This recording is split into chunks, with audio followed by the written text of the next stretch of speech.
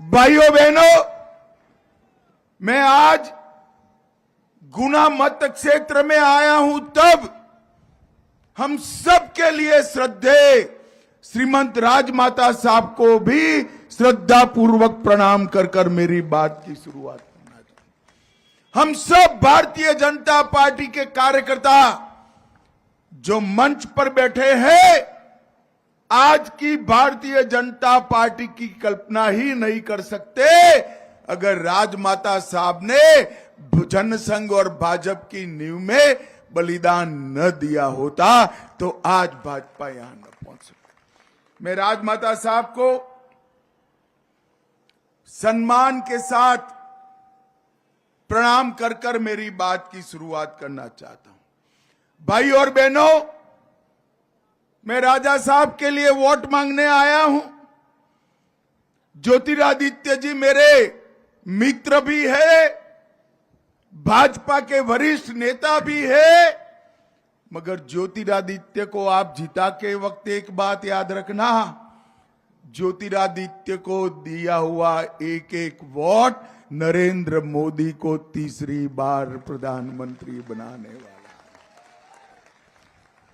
कई क्षेत्र में मैं जाता हूं तो लोग कहते हैं कि साहब हमारे सांसद को आप आगे बढ़ाना, हम जिता कर भेजेंगे। अब आपको तो बना बनाया मंत्री मोदी जी ने यहां चुनाव लड़ने के लिए भेजा है, प्रचंड बहुमत से जिताना। और आज मैं कहकर जाता हूं, केपी यादव ने इस क्षेत्र की बहुत अच्छी सेवा की है। केपी यादव की चिंता मुझ पर छोड़ देना, आपको करने की जरूरत नहीं है। भारतीय जनता पार्टी हमारे भाई केपी यादव के भविष्य की और केपी यादव को आगे बढ़ाने की सभी प्रकार की चिंता करेगी। गुना वालों, आपको दो दो नेता मिलेंगे, ज्योतिरादित्य भी मिलेंगे और केपी यादव भी मिलेंगे। भाइयों बहनों, ये जो चुनाव है, ये चुनाव देश के अर्थतंत्र को तीसरे नंबर का अर्थतंत्र बनाने का चुनाव। माताएं बहनें बैठी है, मोदी जी ने 1 करोड़ लखपति दीदी बनाई है देश में, और ये चुनाव और 3 करोड़ माताओं को लखपति दीदी बनाने का चुनाव है। ये चुनाव 4 करोड़ नए घर गरीबों के लिए बनाने का चुनाव है।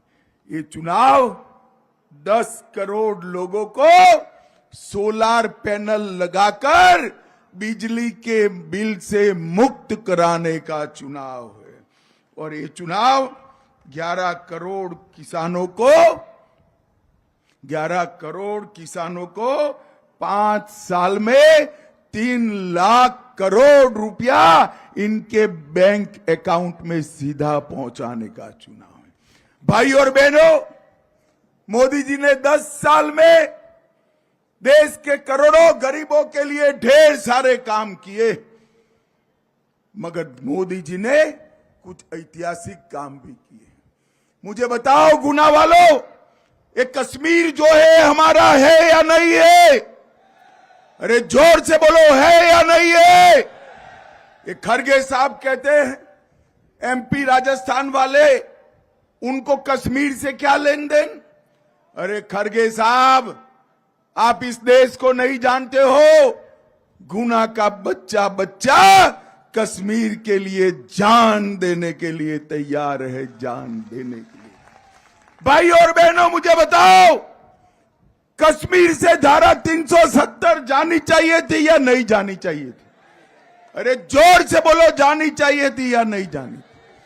आतंकवाद समाप्त होना चाहिए था या नहीं होना चाहिए? 70 साल तक कांग्रेस पार्टी धारा 370 को अपने अनौरस बच्चे की तरह गोदी में खिलाती रही।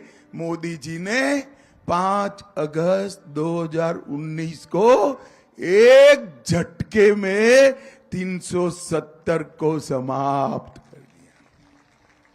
भाइयों और बहनों, ये राहुल बाबा मुझे डराते थे कि 370 मत हटाओ, खून की नदियां बह जाएगी। अरे राहुल बाबा, एक कांग्रेस की सरकार नहीं है, नरेंद्र मोदी की सरकार है। 5 साल हो गए, खून की नदियां छोड़ो, कंकड़ चलाने की हिम्मत नहीं है, कंकड़ चलाने की। भाइयों और बहनों, मोदी जी ने इस देश से आतंकवाद और नक्सलवाद को समाप्त किया है। हमारे मध्य प्रदेश को नक्सलवाद से मुक्त करने का काम देश के प्रधानमंत्री नरेंद्र मोदी ने किया है। और भाइयों और बहनों, मुझे बताओ जरा, मन से बताना भाई, अयोध्या में राम मंदिर बनना चाहिए था या नहीं बनना चाहिए था? जोर से बोलो, बनना चाहिए था या नहीं बनना चाहिए था? 70 साल तक एक कांग्रेस पार्टी राम मंदिर के मुद्दे को अटकाती रही, लटकाती रही, भटकाती रही, और मोदी जी को आपने दूसरी बार प्रधानमंत्री बनाया। एक 5 साल में ही केस भी जीता, भूमि पूजन भी किया और प्राण प्रतिष्ठा कर कर जय श्री राम कर दिया। भाई और बहनों, और एक कांग्रेस पार्टी देखिए, सोनिया जी, राहुल जी, उनको निमंत्रण मिला, मगर रामलल्ला के प्राण प्रतिष्ठा में जाने की फुर्सत नहीं है। हमारे मोहन जी को निमंत्रण मिला, मोहन यादव जी पूरी कैबिनेट लेकर रामलल्ला का दर्शन करने पहुंच गए। और जिस दिन प्राण प्रतिष्ठा होती थी, उस दिन मोहन जी ओरछा के राज दरबार में प्रणाम करने के लिए पहुंच गए।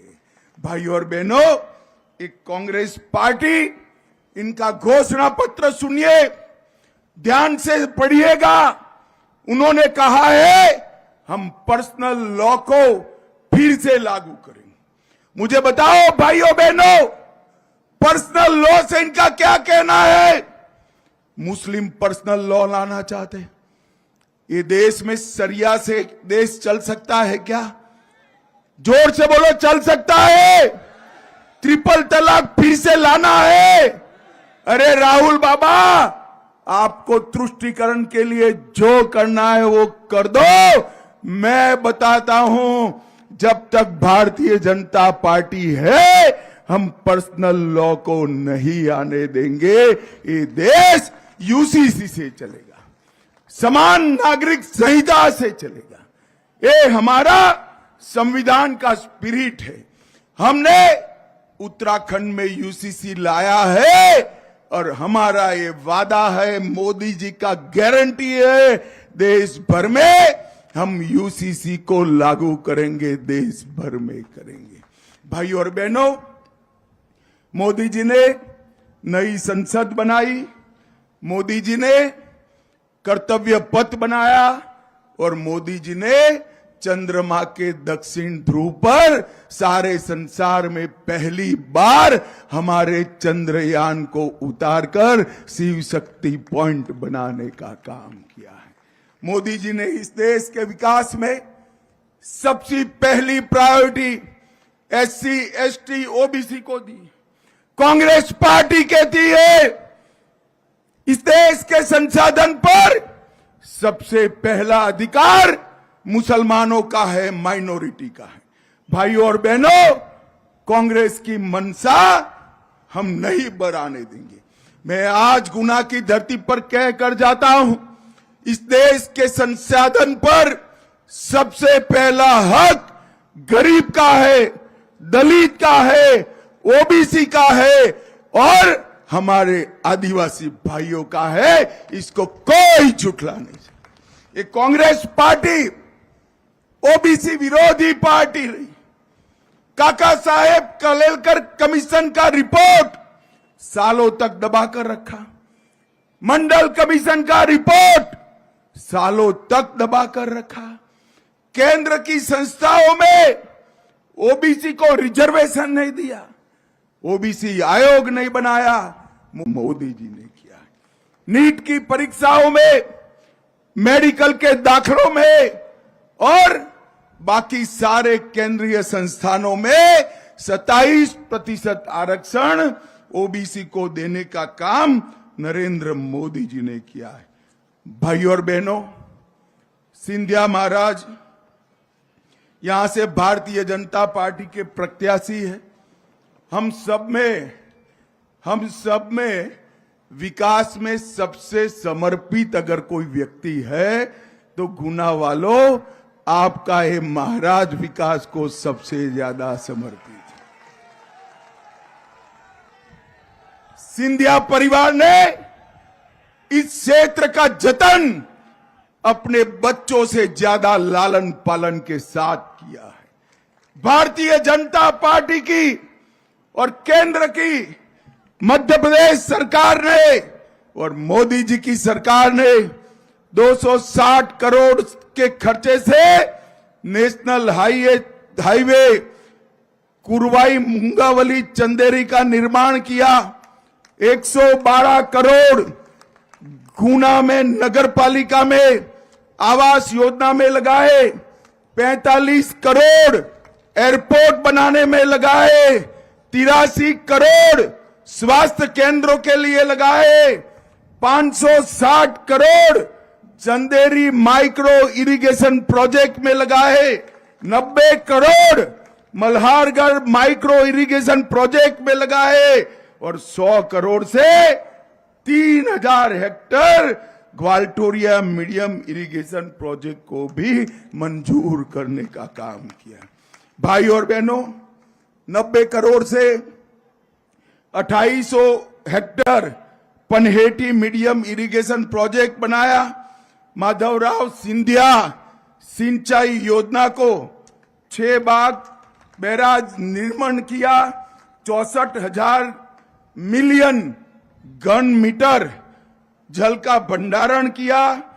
पार्वती काली सिंह चंबल लिंक परियोजना से हमेशा के लिए यहां से सूखा विदाई हो जाएगा। भाई और बहनों, हमने ढेर सारी उपलब्धियां प्राप्त की है। मैं आज कहकर जाता हूं, सिंधिया जी पर मोदी जी का वरसत है, एक बार इनके सम्मान के जितनी लीड से जिताइए। एक क्षेत्र को हम आगे बढ़ाना चाहते हैं।